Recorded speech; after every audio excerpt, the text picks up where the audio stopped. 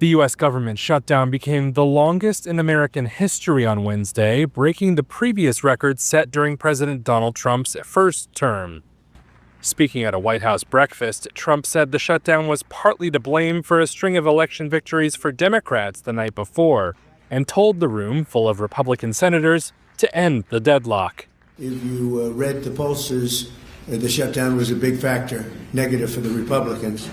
Democrats in Congress are demanding an extension of Affordable Care Act tax credits that would stop health insurance rates from spiking. Republicans, however, are refusing to tie the extension of those tax credits to their funding bill and do not have the 60 votes they need to move it forward. Meanwhile, food aid recipients, air traffic controllers, and federal workers have been caught in the crossfire. Stephanie Rogers, a microbiologist with the Food and Drug Administration in Colorado, is one of them. She was furloughed on October 1st and has spoken to Reuters and other media outlets about the difficulties she's encountered since. You know, I'm struggling. My children are struggling. Our relationships are struggling. It's hard to balance everything. Rogers is a single mother who finds herself raiding her 401k, rationing groceries, and juggling overdue bills. Her state unemployment claim was denied because of an error. Federal workers are eligible, but the glitch could take weeks to fix. I can't pay my bills.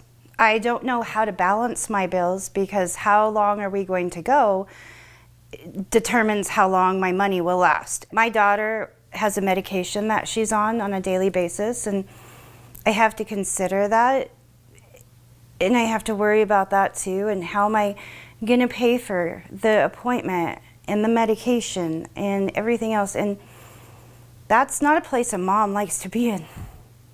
So it's hard.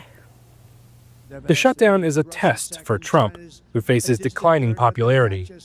At the day's White House gathering, he called on Republicans to abolish the filibuster, saying it was the only way to pass their bill, as it would only require a simple majority of 51 Senate seats. I think it's very important. We have to get the country open. But in a rare rejection of Trump's demands, it appeared on Wednesday that more than a few Republicans were opposed to scrapping the rule, with Senate Majority Leader John Thune saying, quote, "I know where the math is on this issue in the Senate, and it's not happening."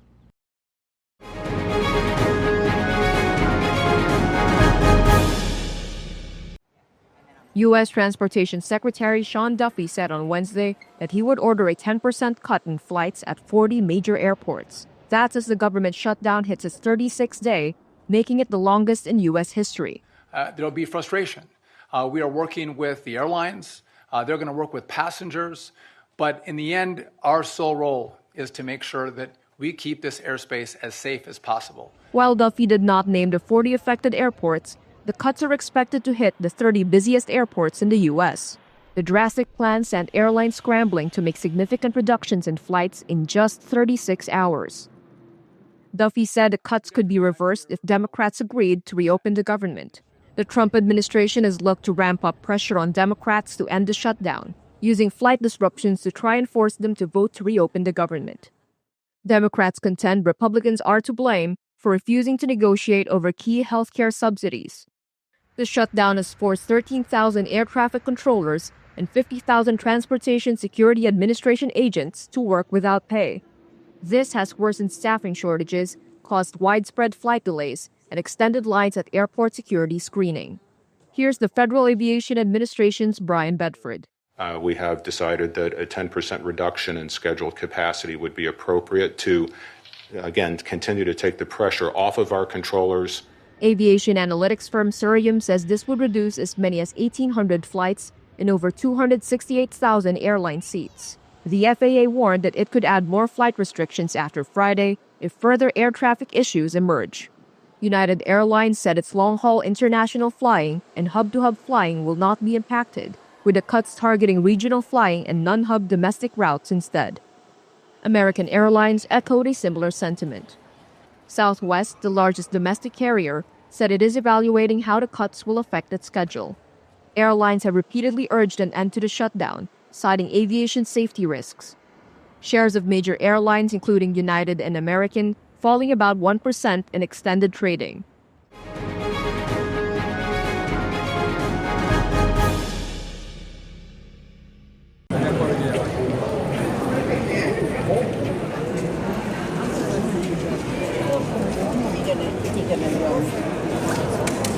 elaborate, all the gold and the details and how they treated the kings and how apparently they loved him and worshipped and how they treated the life and the afterlife and the family. It was just, it's amazing.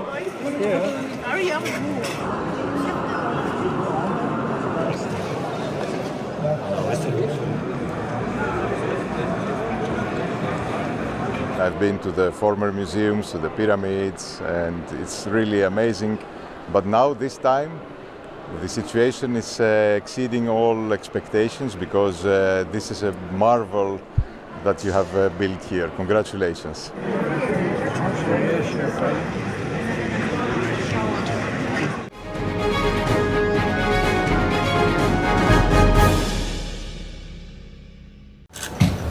Troops are being deployed to help trap bears in Japan's rugged north after more than 100 attacks on people across the country since April, a record 12 of them fatal. Residents of Kuzuno town, nestled among forested mountains, have been urged to stay indoors after dark and avoid thick woodland. Here's local official Yasuhiro Kitakata. There used to be fields at the foot of the mountains, farmlands and rice paddies where people worked the land. But thanks to a declining population and some other factors, that land is no longer being worked.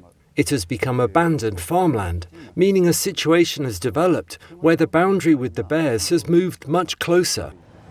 The troops are there to transport, set up and inspect steel-barred traps used to capture bears and are armed with bear spray, shields and long wooden poles. Any bears captured are later shot by trained hunters to cull the population.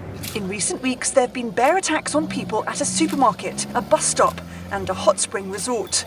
The mayor of Kuzuno, Shinji Sasamoto, says people feel danger every day. We are constantly cooperating with the self-defense forces on matters such as sporting events and natural disasters. In the current situation, our main aim is to establish a robust relationship among our personnel. Then, through countermeasures against bears, we aim to achieve our primary goal of protecting our residents. Rising bear numbers, climate change-driven shifts in natural food sources and depopulation of rural areas are bringing more people into contact with bears. Sightings have jumped sixfold this year to more than 8,000 according to authorities in Akita Prefecture. The government in Tokyo is due to announce a package of emergency measures to deal with the problem. They've already relaxed gun rules to make it easier for hunters to shoot bears in urban areas.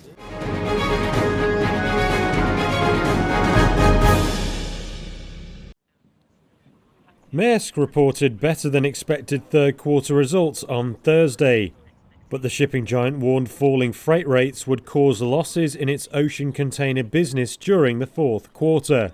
That update spooked investors and sent shares down more than 4% in early trade. The company shook off fears about US tariffs to report strong container demand in Q3, largely driven by exports from China. It grew between 3% and 5% year on year. Maersk also raised the lower end of its full-year profit forecast Thursday. It now expects underlying earnings before tax and other costs between $9 billion and $9.5 billion. The lower end of its guidance was previously at $8 billion. Although one analyst argued investors thought a broader upgrade to its full-year guidance would come rather than a narrowed range. The company now projects 4% growth this year. That's up from its last forecast range of 2 to 4%. Maersk CEO Vincent Clerc was cautious about the fourth quarter. He said more new container vessels could further hit freight rates, which fell below Maersk's break-even level during the third quarter.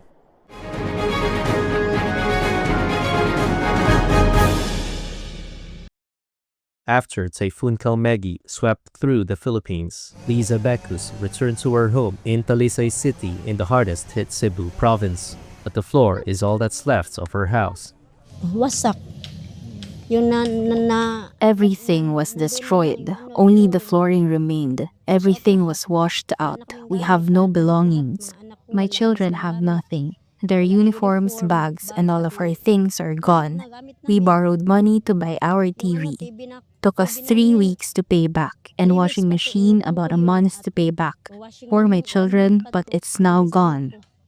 Becus is now trying to save what remains of the family's belongings and salvaging whatever she can sell to feed her 7 children. Nagawa ko dun, sir, kasi yung may I built that shack from the metal or iron sheets that lay scattered around and sold some of them so we can have money to buy some rice for us to eat. para pamili ng bigas. I dug them out so I have a roof to take shelter in, and I also dug our clothes out, cleaning them so we have something to wear daily. Hinukay ko yan, minaswas ko sa tubig para lang may damit kami magagamit sa araw-araw. Residents in Cebu City also started cleaning up on Wednesday. Floods left vehicles piled up in the streets and homes deep in mud.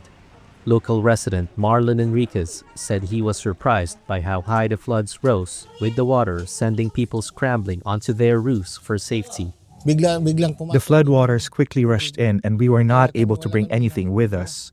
This was the first time that has happened to us. I've been living here for almost 16 years, and it was the first time I've experienced the flooding.